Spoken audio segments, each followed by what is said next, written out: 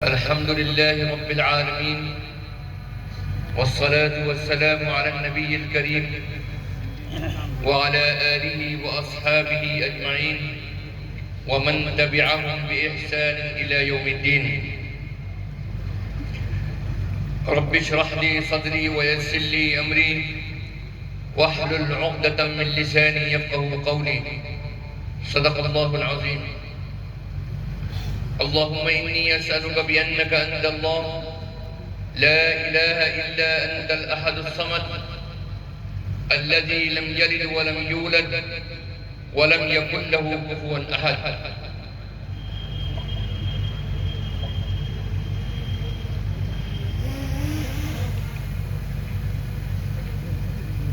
اس علاقے کی بزرگ شخصیت حضرت مولانا حسن محمود صاحب دامت برکاتہم، جو روح رواں ہیں اس پر رونق مجلس کے، اور ہمارے معزز مہمانان گرامی قدر حضرت مولانا عمر محفوظ صاحب رحمانی، سیکریٹری آل انڈیا مسلم پریس اللہ بورڈ، اللہ ان کی عمر دراز فرمائے، قدم قدم پر ان کی نصرت فرمائے، اور اسی طریقے سے حضرت مولانا ابو طالب رحمانی صاحب دامت برکاتہم،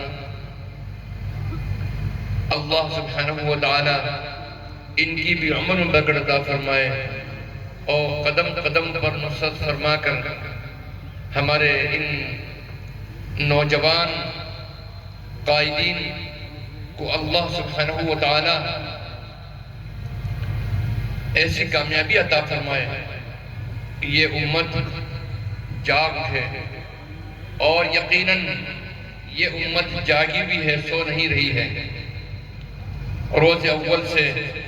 اس امت نے اپنی بیداری کا ثبوت دیا ہے۔ ہندوستان جن حالات سے گزر رہا ہے، وہ حالات اس وقت سب سے زیادہ پیچیدہ اور سب سے زیادہ نازک ہیں۔ اس ملک میں ہم نے ہر طرح کی ناانصافیوں کو برداشت کیا، ہم نے بے روزگاری کو جھیلا، ہم نے ہزاروں فسادات کو جھیلا، اپنی جانوں کو قربان ہوتے ہوئے دیکھا، اپنی عزتوں کو، اپنی ماؤں بہنوں کی عزتوں کو لٹتے ہوئے دیکھا، اور بے گھر بلکہ بے قصور مسلمانوں کو قید بند میں محدود ہوتے ہوئے دیکھا، جیلوں کی سلاخوں کے پیچھے دیکھا، نوجوانوں کے مستقبل کو اور اس ملک میں متحرک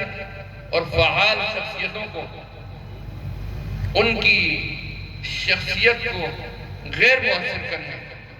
اور آنے والے وقت میں قیادت نہ پیدا ہو، مسلم قیادت، اس کے خلاف ہونے والی سازشوں کے نتیجے میں ان کو قید و بند کی زندگی گزارنے پر مجبور کیا گیا۔ لیکن ان تمام تکلیفوں کو اس ملک میں ملت اسلامیہ نے برداشت کیا، لیکن یہ اس ملک کے 20 کروڑ مسلمانوں کا فیصلہ ہے کہ وہ ہر تکلیف جو 70 سال سے اس ملک آزاد ہندوستان میں برداشت کر رہے ہیں، اور آنے والے وقت میں اللہ ہی کے علم میں ہے کہ کب ان کی تقدیر بدلے گی، اور اپنے ہی اس ملک میں، جس ملک کی آزادی کے اندر ہمارا خون جگر سے ہم نے اس آزادی کی تحریک کو سینچا، ملک کا کوئی خطہ اور تحریک کا کوئی حصہ مسلمانوں کی جانی اور مالی اور قربانیوں سے خالی نہیں تھی۔ اگر کسی بھی خطے میں اگر یہ کہا جائے کہ اس مٹی میں آزادی کا خون شامل ہے، تو یقیناً مسلمانوں کا خون اس میں شامل رہا ہوگا، اور شامل ہے،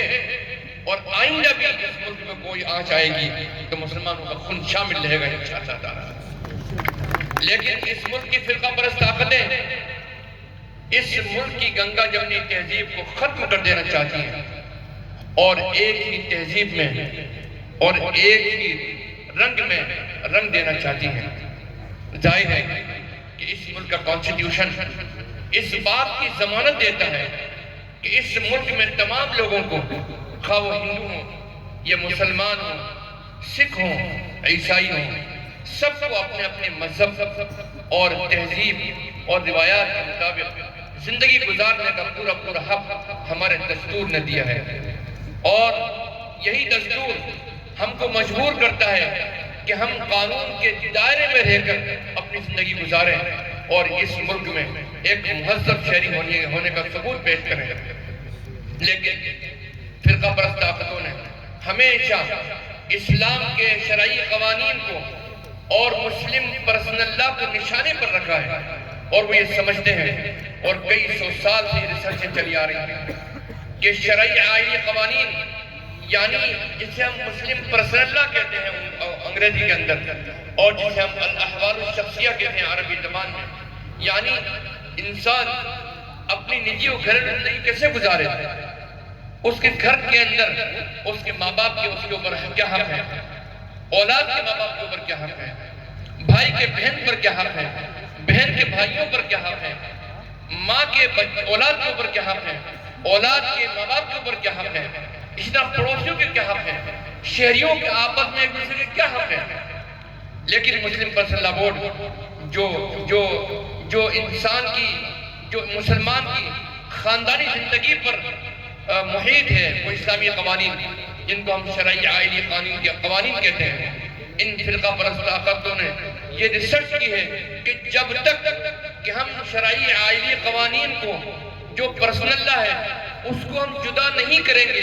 جب تک ہم ان سے مذہب سے دور نہیں کر سکتے، اور جب تک ہم کامیاب نہیں ہوں گے ہم اس ملک کو ایک رنگ میں نہیں رنگ سکتے۔ میں سمجھتا ہوں کہ ہندوستان کا مسلمان سب کچھ ناانصافیوں کو برداشت کرتا چلا رہا ہے، لیکن اس ملک کا مسلمان یقیناً گناہگار ہے، بے روزگار ہے، سیاست میں پس پشت ڈال دیا گیا ہے۔ ان تمام ناانصافیوں کو برداشت کرنے کے باوجود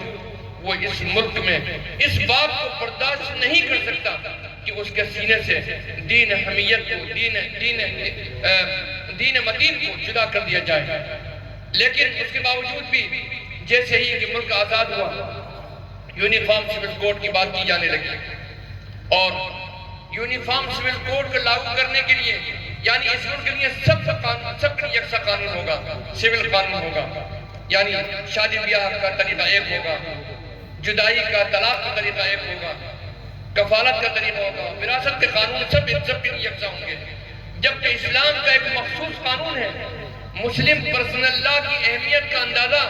اس بات سے لگا لیجئے کہ اللہ سبحانہ وتعالیٰ نے نماز کو بھی فرض قرار دیا، روزے کو بھی فرض قرار دیا،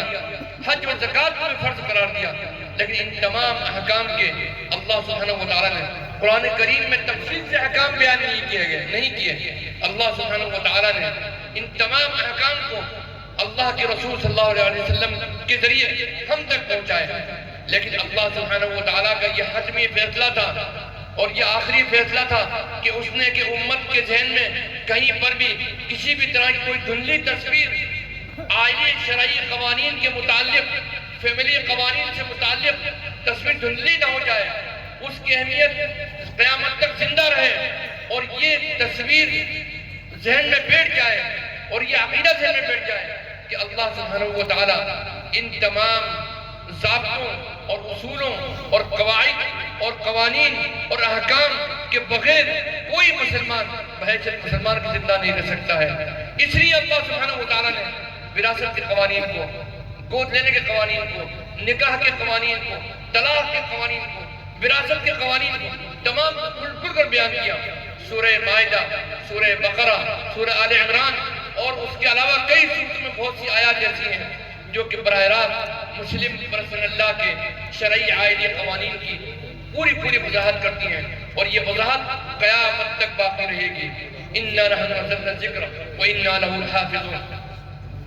اللہ سبحانہ وتعالیٰ نے جب قیامت تک یہ فیصلہ کر لیا کہ تمہارے لیے یہ قوانین ہیں، تو ظاہر ہے کہ مسلمان کیسے اس سے جدائی برداشت کر سکتا ہے؟ لیکن یہ فرقہ پرست طاقت ہے، جب ملک آزاد ہوا تو یونیفارم سول کوڈ کا شوشہ جو کہ دفعہ 44 میں چھوڑ دیا گیا، جبکہ وہ ایک طریقے سے مشورے کی حیثیت رکھتا ہے، ہمارے بنیادی قوانین دستور کی حیثیت نہیں رکھتا، اس کے باوجود بھی